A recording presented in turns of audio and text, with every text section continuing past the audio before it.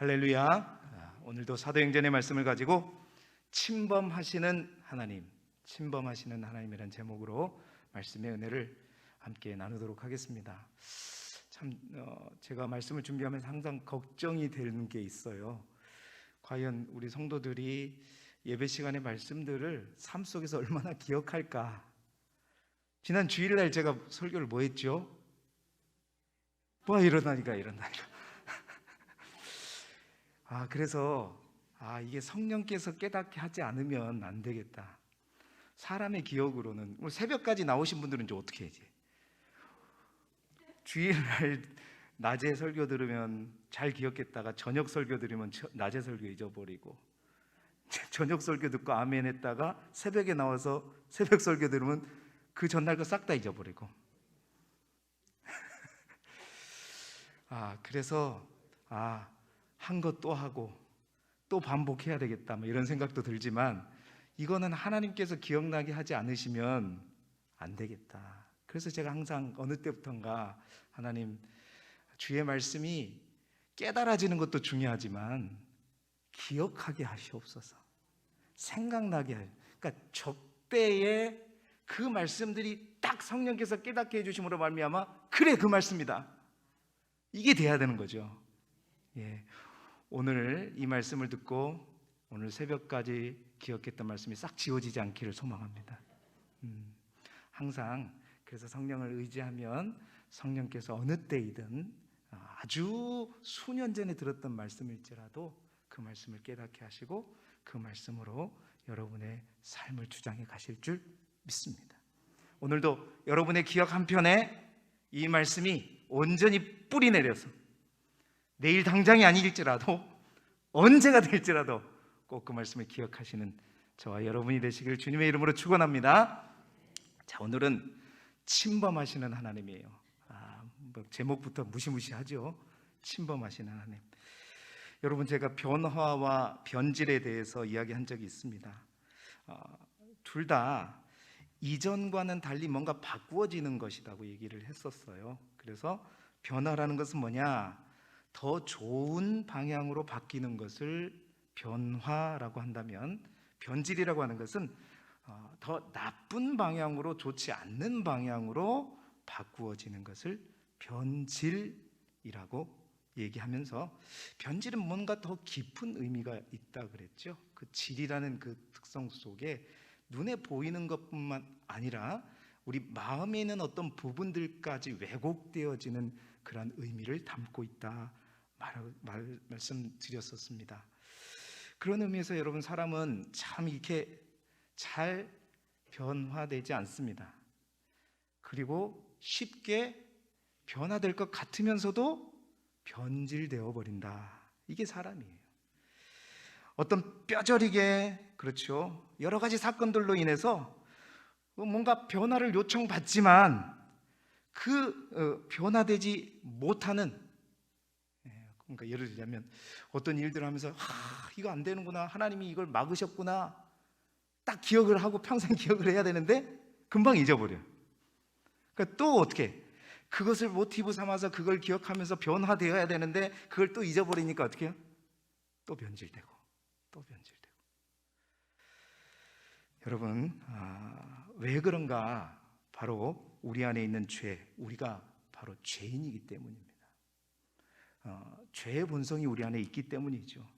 여러분, 사람들은 우리가 많이 배우면, 더 많이 알면, 더 경험하면 뭔가 고쳐지고 새로워질 것 같지만 사실 요즘 뉴스를 보면 그러지 않더라고요. 많이 배우고 더 잘 배우고 더 좋은 대학 나오고 하면 더 지능적으로 범죄하고, 지도서도 모르게 범죄하고, 아무런 흔적도 남기지 않고 범죄하고.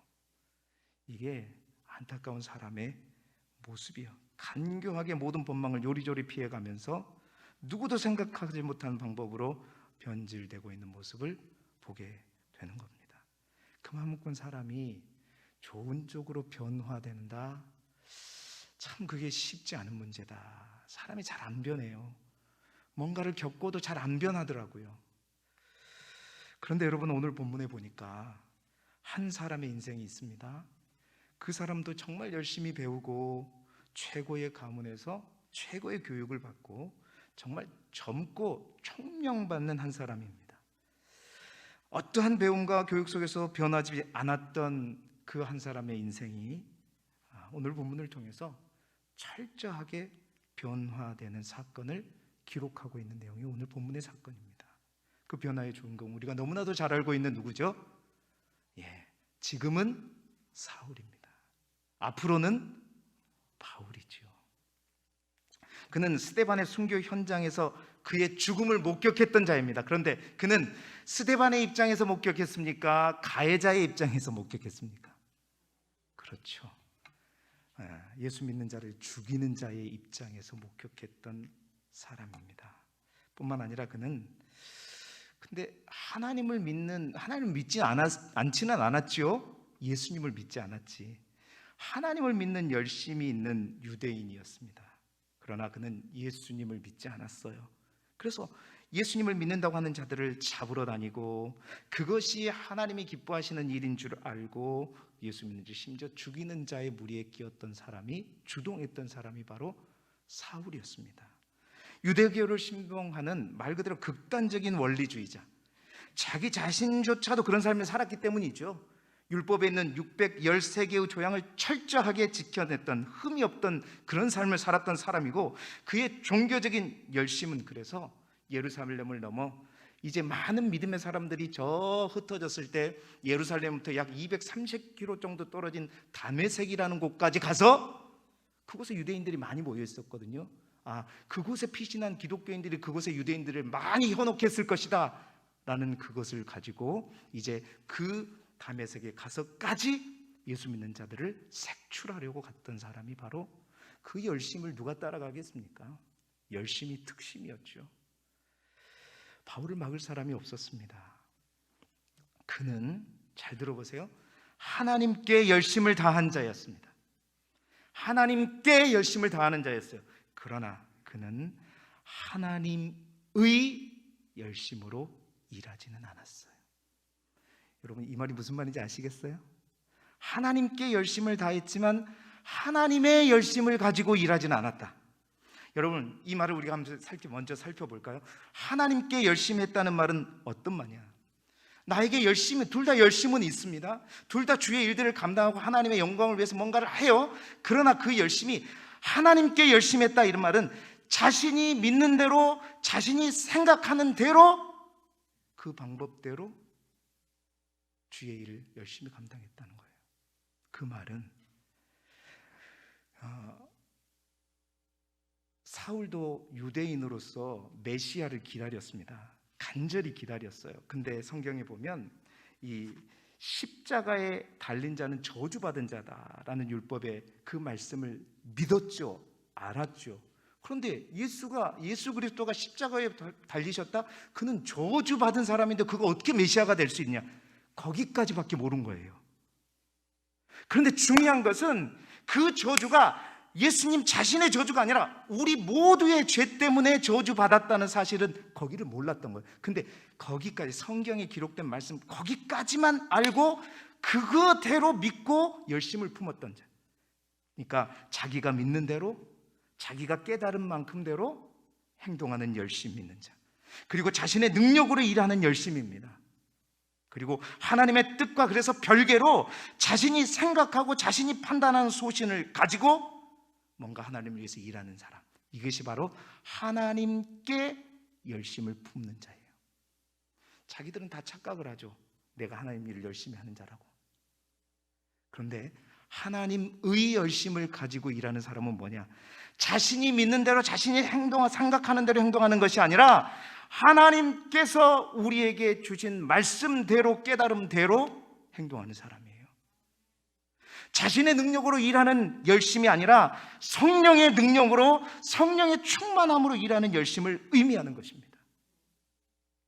그러니까 자신의 뜻대로가 아니라 하나님의 마음을 생각하고 그 하나님의 뜻이 어디를 향하는지, 그 하나님이 원하시는 일이 무엇이는지 그것을 향해 정말 최선을, 나의 뜻과 맞지 않더라도, 나의 생각과 틀릴지라도 하나님이 원하시면 그 길을 향해 열심히 최선을 다하는 것, 이게 하나님의 열심을 가지고 하나님의 마음을 가지고 하는 열심입니다. 그렇습니다. 사울은 열심에서는 누구에게도 뒤지지 않을 만큼 최선을 다했습니다.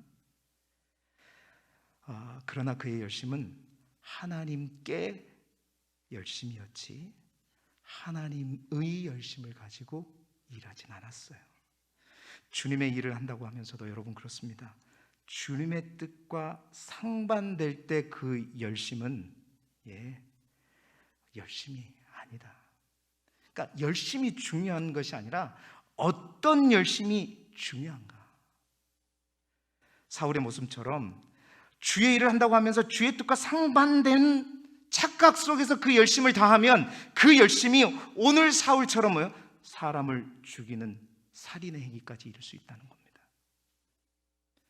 우리가 교회에서 열심을 품고 일을 합니다. 열심히 있는 모습은 좋습니다. 그러나 그것이 하나님께 열심이요 하나님의 열심이 아니면 우리의 그 열심이 어떤 영혼을 죽일 수 있습니다. 우리의 그 열심이 어떤 사람을 아프게 할 수 있어요. 병들게 할 수 있다는 말입니다. 먼저는 이 시간 여러분을 축복합니다.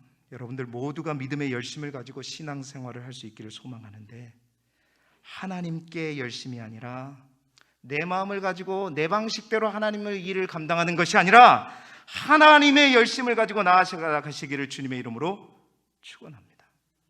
하나님의 마음이 무엇인가? 그것은 하나님의 뜻을 제대로 알고 나의 힘과 능력이 아닌 주님의 은혜로 하나님께서 주신 능력으로 일하는 열심이죠. 하나님의 열심을 품는 우리 길쭉의 모든 성도들이 되시기를 주님의 이름으로 축원합니다. 하나님께 열심인 사울이 하나님의 열심인 바울로 변화되는 결정적인 사건이 언제냐? 바로 오늘 우리가 읽은 다메섹 도상에서의 예수님을 만난 사건입니다. 하나님께 열심을 갖는 사람은 그 이름이 사울이었지만 하나님의 열심을 가지고 일하는 사람은 바로 바울이었던 것이죠.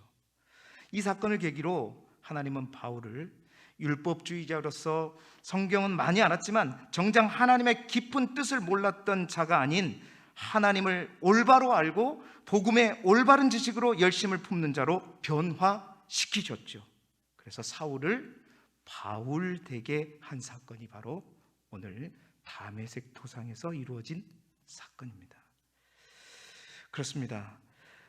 쉽게 변화되지 않는 것이 인생이고 쉽게 변질되는 것이 우리 사람의 모습인데, 이렇게 사울은 어떻게 새롭게 변화될 수 있었던 그런 이유는 무엇인가? 사울을 바울 되게 만들었던 이유는 무엇인가? 오늘 본문이 우리에게 가장 정확하게 말해주는 거예요. 그것은 다름 아니라 부활하신 주님께서 그릇된 열심으로 일하고 있는 사울을 만났기 때문이다. 할렐루야. 그의 삶에 하나님께서 개입하셨기 때문이다. 보다 더 직설적으로 표현한다면 하나님께서 그의 삶에 침범하셨기 때문이다. 침범하셨어요. 갑자기 호련히. 오늘 성경은 이렇게 기록하고 있어. 3절 말씀 우리 함께 읽어볼까요? 시작. 사울이 길을 가다가 다메섹에 가까이 이르더니 호련히 하늘로부터 빛이 그를 둘러 비추는지라. 갑자기, 여기 호련이라는 뜻은 무슨냐면 뜻하지 않게 갑자기라는 뜻이에요. 뜻하지 않게 갑자기 하늘로부터 빛이 그를 둘러 비추는지라. 여기서 빛은 빛 대신 예수님을 말씀하시는 거죠. 예수님께서 갑자기 그의 인생 가운데 개입하셨어요. 저는 그것을 침범하셨다라고 표현한 것입니다. 아무도 모르게, 호련히, 자기도 모르게, 사울 자신도 모르게 갑자기 어느 날 빛으로 개입하셔서 그의 삶 가운데 침범, 침입, 개입하셨던 겁니다. 그래서 그가 하고 있는 그릇된 열심에 제동을 거시고 한순간 그의 앞을, 눈을 가리시고 아무것도 보지 못하게 한 이후에 3일 동안 그를 기도하게 하셨습니다. 목사님, 성경에 기도하게 하셨단 말이 없는데요. 자, 9장 11절 조금 2절만 넘어가고 싶죠. 함께 읽어볼까요? 시작. 주께서 이르시되 일어나 직가라는 거리로 가서 유다의 집에서 다섯 사람 사울이라 하는 사람을 찾으라. 그가 기도하는 중이니라. 제 말이 아니죠? 성경이 말하고 있어요. 이제 그 사울에게 안수하기 위해서 하나님은 아나니아를 붙여주시는데, 그 아나니아에게 말씀하신 말 가운데 뭐라고 그랬어요? 3일 동안 눈이 가려져서 아무것도 보지 못하고 있었죠. 눈은 떴으나 아무것도 안 보여요. 근데 그게 사울이 그 시간 동안 뭐 했다? 기도하는 중이라.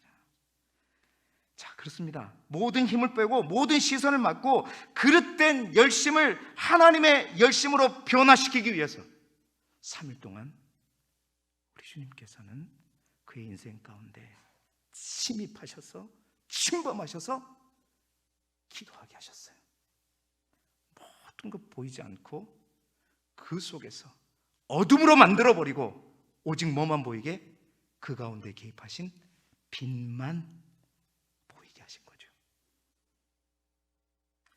그래서 그 기도하고 난 이후에 아나니아가 사울에게 안수할 때 우리가 잘 아듯이 눈에 비늘 같은 것이 벗어져 다시 보게 될 때에 그는 뭐예요? 사울이 아닌 이제는 뭘로? 바울로. 하나님께서 택하신 이방인 선교를 위한 택하신 그릇으로 세워지게 된 것입니다. 사랑하는 성도 여러분, 우리는 이런 과정을 회심이라고 하죠. 헬라어로 회심이라고 하는 단어는 메타노이아, 그 뜻은 방향을 전환하다라는 뜻입니다. 그의 인생에 예수님이 침범하셨을 때 그의 인생이 180도로 변화된 것이죠. 그래서 바울은 자신의 경험과 그 경험을 바탕으로 고린도 후서에 고린도 교회를 향해서 그러한 경험이 자신 인생에 얼마나 큰 변화였는지 이렇게 표현하고 있어요. 우리가 잘 아는 고린도후서 5장 17절의 말씀 함께 읽어보겠습니다. 시작. 그런즉 누구든지 그리스도 안에 있으면 새로운 피조물이라. 이전 것은 지나갔으니 뭐가 되었다? 보라, 새 것이 되었도다. 할렐루야. 새로운 피조물이 되었다. 새 것이 되었도다. 사랑하는 성도 여러분, 오늘 이 밤에도 날마다 때마다 예배드리는 이 하나님의 성전에서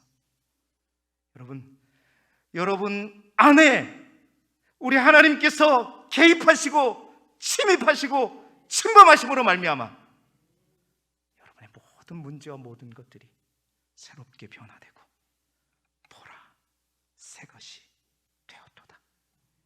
그 은혜가 있기를 축원합니다. 어떠한 문제도, 세상이 고칠 수 없는 어떠한 문제도, 나의 성격도 나의 아픔도 여러분 우리 주님이 침범하시면 새롭게 될 줄 믿습니다. 그 믿음이 저에게는 있습니다. 갑자기 변화되지 않더라도 반드시 변화된다. 반드시 새 것이 된다. 반드시 다시 태어난다. 끊을 수 없는 나의 죄도, 욕심도, 욕망도, 악한 습관도 여러분 주님이 여러분의 인생에 빛을 비추시면 변질이 아니라 변화될 줄 믿습니다.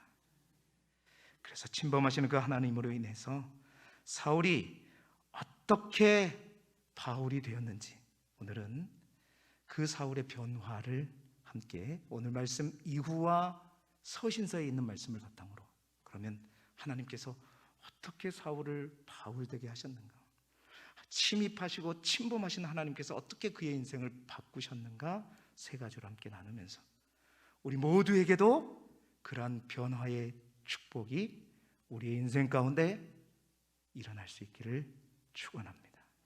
첫 번째 변화, 사울의 변화는 전인격적인 변화였어요. 첫 번째 하나님께서 무엇을 변화시켰냐? 그의 인격이 변화되었다. 여러분의 인격이 변화되기를 원하시는 분들만 아멘. 나머지는 원하지 않으세요? 원하시는 분들은 크게 아멘. 손을 들고 아멘 아멘. 주일날 이제 생각나시죠? 오늘 우리가 읽은 성경에 보면 변화받기 전에 사울의 모습이 1절의 말씀에 나왔어요. 어떻게 기록되어 있냐? 1절의 말씀 한번 읽어볼까요? 시작. 사울이 주의 제자들에 대하여 여전히 위협과 살기가 등등하여 대제사장에게 가서 여전히 그랬답니다. 그럼 언제부터? 그 스데반을 죽이는 현장에 있었을 때부터 여전히, 아니면 그 전에서부터 여전히 그랬다는 거. 여전히 살기등등하다. 여러분, 살기등등하면 어떤 사람이에요? 무서운 사람이죠. 못 배우고 무식한 사람도 아닙니다. 갖출 것 다 갖추고 다 배우고 그런 사람이 살기등등해 보세요. 얼마나 무서운지 몰라요. 그런 사람 만나봐야 돼요. 그래야 압니다. 자신이 배운 율법과 철저하게 자신이 율법을 지킨 그 의로움을 가지고 남을 비판하고 책망하고 거칠게 됐던 아주 까칠한 사람, 뜨끔하신 분은 있으시면 회개하시기 바랍니다. 까다로운 사람이었어요. 그런데 여러분, 그러한 사울이 어떻게 바울로 변화됐는가? 사도행전 뒷부분과 바울 서신들을 읽어보면 그는 놀랍게 변화됩니다. 여러분, 여유 있고 부드럽고 온유하고 겸손한 인격자의 모습. 물론 간혹가다가 튈 때도 있어요. 그 본성이 나올 때도 있지만 변화되어 갑니다. 그의 마음도 평안해지죠. 마치 예수님을 닮아가듯 변화됩니다. 그래서 그는 그러한 자신의 변화를 바탕으로 빌립보 교인들에게 편지하면서 이렇게 편지하잖아요. 빌립보서 2장 5절, 너희 안에 이 마음을 품으라, 곧 그리스도 예수의 마음이니. 자기가 그 마음을 못 품고 있으면서 이 말을 할 수 있겠어요? 그리스도 그 예수의 마음을 자기가 품게 된 거예요. 완성되지는 않았지만 그 마음이 옛날에 내가 품었는데 그 살기등등한 마음이 아니라 나도 모르는 사이에 변화된 나의 마음, 그것이 알고 보니 주님의 마음을 닮은 것이었어요. 아, 이 마음을 품어야 되는구나. 그 마음을 품으라 라고 말하고 있는 겁니다. 왜 그렇게 되냐? 예수 그리스도를 우리 안에 모시고 그 예수 그리스도가 우리 안에 침범하는 순간 우리 안에 계신 성령께서 역사하시고, 그 성령께서 역사하시는 자는 반드시 맺게 되는 열매가 있는데, 그 열매가 갈라디아서 5장 22절 23절의 말씀입니다. 읽어봅시다. 시작. 오직 성령의 열매는 사랑과 희락과 화평과 오래 참음과 자비와 양성과 충성과 온유와 절제니 이 같은 것을 금지할 법이 없느니라. 아멘. 죄인된 나의 모습이었지만, 아직도 연약하지만 성령께서 내 안에 역사하시기 시작하시자 내 안에 새로운, 우리 안에 새로운 피조물로 새로운 열매를 맺게 하시는, 그래서 그 9가지 열매가 완전히 무르익지 않더라도 이제는 그 열매가 맺기 시작하는, 여러분, 이 9가지 열매는 바로 어떤, 누구의 인격이요 누구의 마음이었냐? 바로 예수님의 인격이요 예수님의 마음이다. 여러분, 아무리 우리가 배운다고, 아무리 우리가 체험한다고, 공부한다고 이 열매가 맺히는 것이 아닙니다. 예, 오직 내 삶에, 죄인된 우리의 인격에 하늘로부터 빛이 개입하고 우리 인생을 붙잡을 때, 우리 주님께서 나에게 침범하셔서 나를 사로잡으실 때, 그때부터 맺히는 겁니다.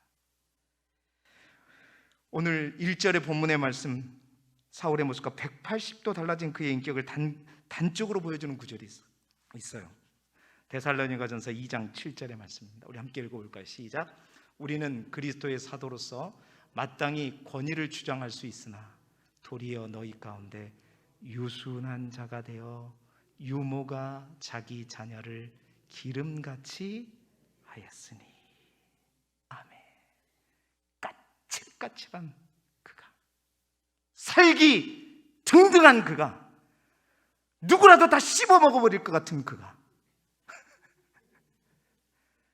유순한 자가 됐대요. 유순한 자가 됐대요.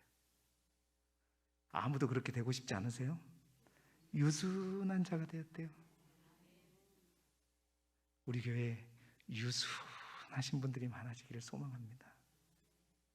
그냥 뭐 흠만 있어봐라, 목사님 뭐만 잘못해봐라, 목사님 그러면 되냐고. 꼭 저뿐만 아니라 그냥 그러지 마시고 그리스도의 사랑으로 덮으시고 유순한 마음으로 자기도 옛날에는 안 그랬다는 거예요.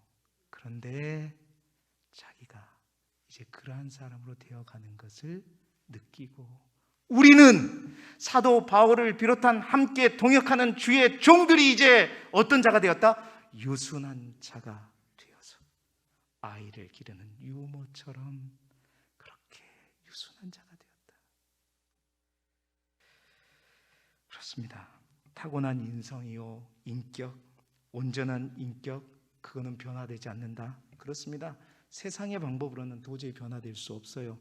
그러한 인격을 검사하고 이런 인격이다라는 것을 드러낼 수는 있습니다. 당신은 이런 성격의 소유자라는 것을 파악할 수는 있어요. 그러나 그것을 고치는 것은 세상이 할 수 없어요. 누가? 하나님께서 나의 삶에 침범하셔야 되는 겁니다. 초대가 아니라 침범이라고 한 이유는, 초대는 내가 주관이 되는 것이지만 침범이라는 것은 강권적인 하나님의 역사인 겁니다. 하나님께서 여러분의 인생을 확 휘어잡을 때 세상이 고치지 못하는 인격과 기질조차도 그리스도 예수 안에서 변화될 수 있는 거예요. 사랑하는 성도 여러분, 주님을 더욱더 사모함으로 주님께서 여러분의 인생 가운데 침범하심으로 말미암아 모난 우리의 인격이 깎이고 부드러워져서 주님의 성품을 닮아가실 수 있기를 그리스도 예수 이름으로 축원합니다. 두 번째로 사도 바울이 달라진 거, 변화된 게 뭐냐? 그의 가치관도 변화되었다. 가치관도 변화되었다. 여러분, 사도 바울은 우리가 너무나도 잘 알듯이 당시 좋은 집안에서 태어났고 최고의 교육을 받았습니다. 당대 최고의 율법학자인 가말리엘의 문화생이었고 바리새인 중에 바리새인, 즉 종교 귀족이었다는 거예요. 게다가 당시 특권층에 해당하는, 그래서 누구나 그것을 부러워했죠. 로마 시민권을 가진 자였습니다. 한마디로 그는 다 갖춘, 모든 조건을 두루 갖춘 미래가 촉망되는 젊은이였어요. 세상의 관점으로, 세상의 가치로 봤을 때는 그렇습니다. 그의 유대식의 이름의 뜻처럼, 이 사울이라고 하는 이름은 유대 이름입니다. 유대식 이름이에요. 그 뜻이 뭐냐면 큰 자라는 것입니다.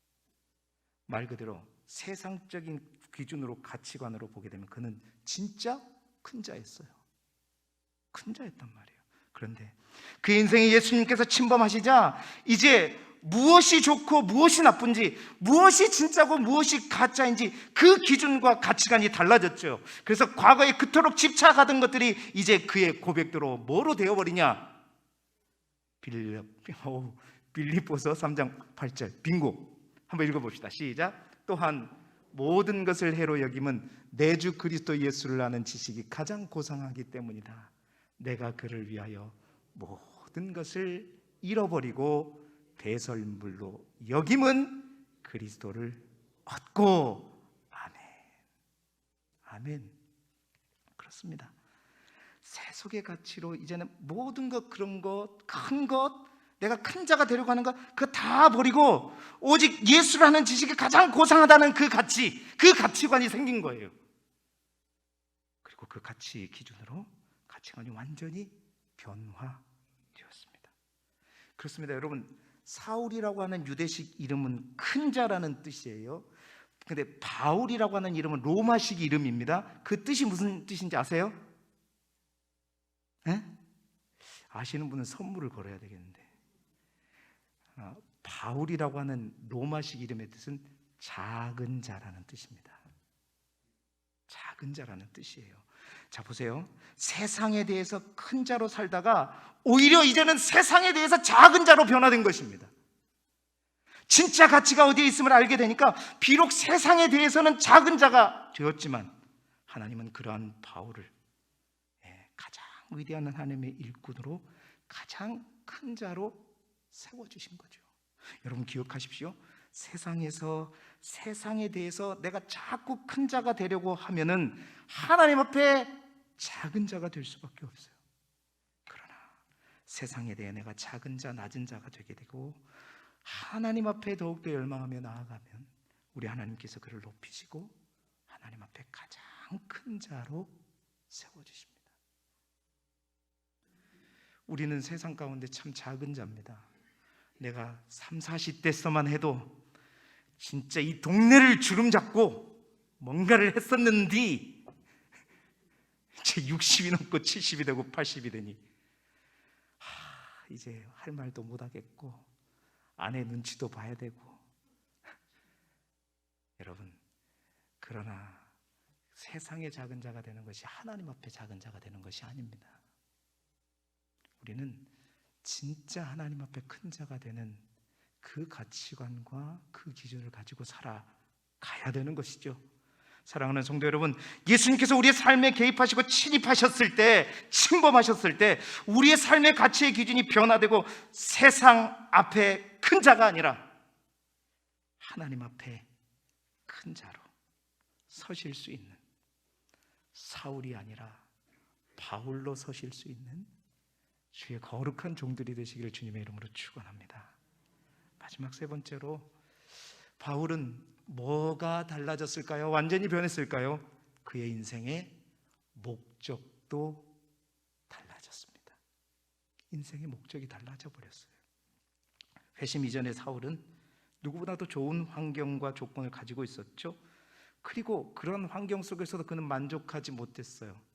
왜 그가 하나님께 열심을 다했을까요? 그냥 종교적인 열심뿐만 아니라 그 가장 최상급에 있었던 종교 귀족이었지만 그 열심을 낸 그 마음의 근저에는 뭐가 있었냐면 뭔가 그것으로 인해서 채워지지 않는 것을 또한 채우기 위해서, 그래서 열심을 낸 거죠. 그 열심을 낼 때 그것이 채워진다고 믿고 생각했기 때문에 열심을 더욱더 내요. 결국 채워지지 않기 때문에 자기 인생의 목적을 채우기 위해서 그는 열심을 냈던 것입니다. 그게 하나님께 열심이었죠. 그런데 여러분, 이제 그가 어떻게 되었는가? 어떻게 되었는가? 고린도전서 10장 31절의 말씀 우리 함께 읽어볼까요? 시작. 그런즉 너희가 먹든지 마시든지 무엇을 하든지 다 하나님의 영광을 위하여 하라. 아멘. 자신의 부족한 것들을 채우고 그것을 남들보다 더 가득 채우기 위해서 열심을 냈던 그 그릇된 열심이 아니라 이제 하나님의 영광을 위하여 먹든지 마시든지 무엇을 하든지 최선을 다했다. 그의 인생의 목적이 달라졌다는 것입니다. 그래서 그는 고린도 교인들에게 자신 있게 선포하는 거죠. 하나님의 영광을 위해서 하라. 무엇을 하든지 하나님의 영광을 위해서 하라. 하나님의 열심을 가져야 하나님의 영광을 위해서 하는 것이, 하나님께 열심을 가져서 네 영광을 위해서 하는 것이 아니냐. 또한 그는 2년 반 동안 목회했던 에베소 장로들에게 밀레도에서 고별 설교를 하는 가운데 이렇게 그들에게 말하죠. 사도행전 20장 24절의 말씀이에요. 우리 함께 읽어볼까요? 시작.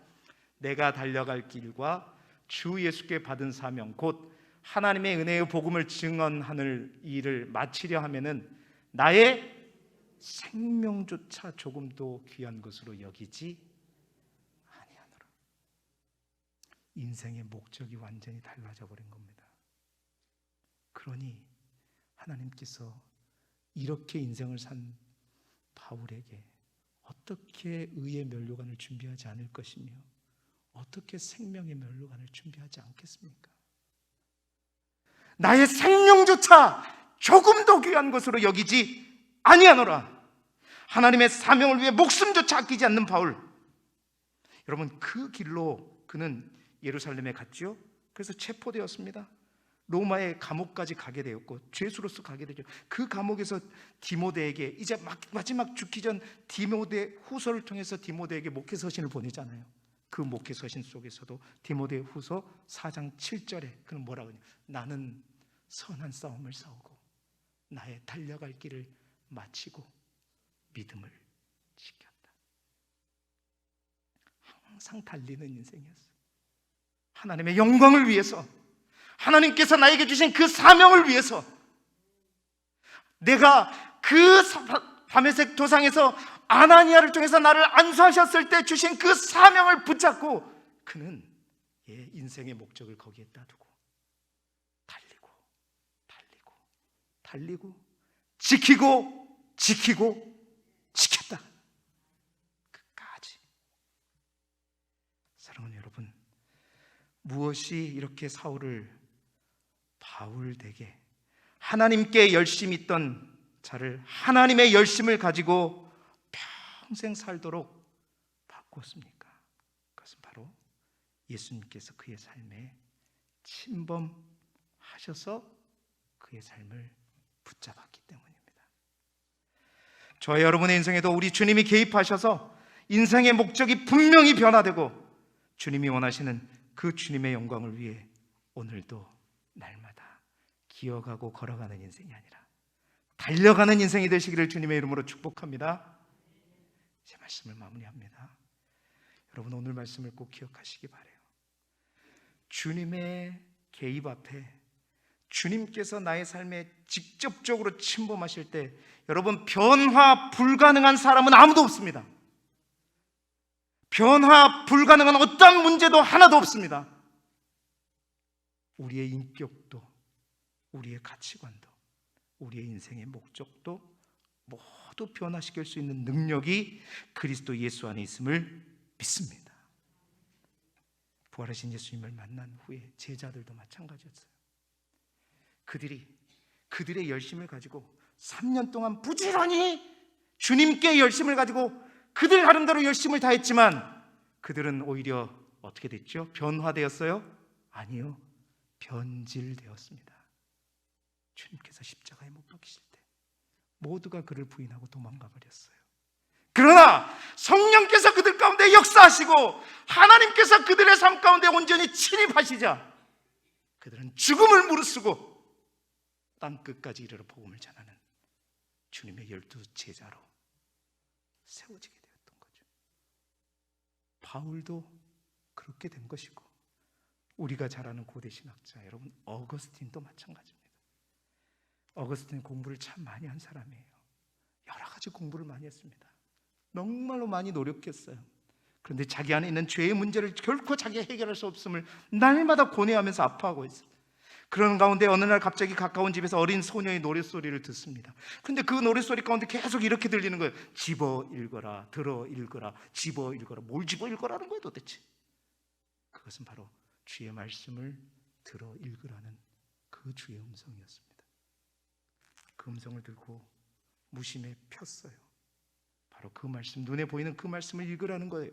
그 말씀을 읽었더니 그 말씀이 로마서 13장 13절 14절의 말씀이었고 여러분 그 말씀을 읽자 그 말씀 속에서 사도 바울에게 오늘 사울에게 그 하늘의 빛이 그들의 인생에 침입하여서 침범하셔서 그의 삶을 변화시킨 것처럼 그 말씀 속에 그 말씀이 통로가 되어서 그 어둠 가운데 있는 그의 인생 가운데 모든 의심과 어둠과 방황 속으로 물들어 있는 그의 인생 가운데 하나님의 빛이 그 말씀을 통해서 들어오시면서 모든 의심과 어둠과 방황이 사라지고 모든 야망을 다 내려놓습니다.